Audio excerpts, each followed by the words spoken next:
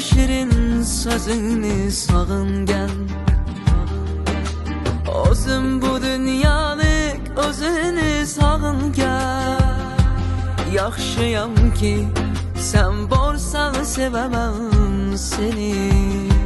Dünya kulamazdı eğer sen meniki bolsan. Kelib yüreğimni gönlümni olsak. Belki sen bir tuştursan şirin hayalsan. Yaxşıyam ki sen borsan sevemem seni.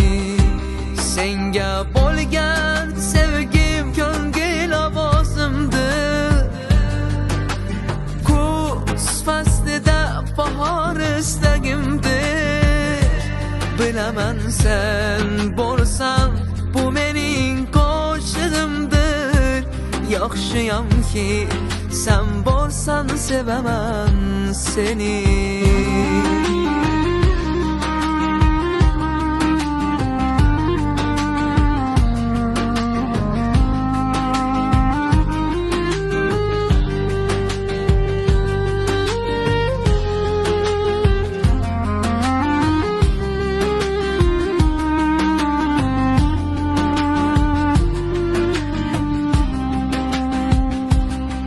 Yelkensiz kayıkman sen ise uzak oral. Sen Osman'dasan men ise piyoda.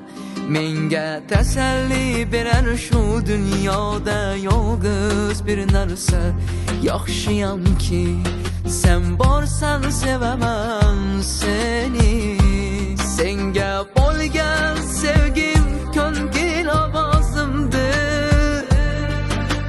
Kuz faslida bahor istagimdir. Bilaman sen borsan bu mening qo'shig'imdir. Yaxshiyam ki sen borsan sevemem seni. Yaxshiyam ki sen borsan sevemem seni.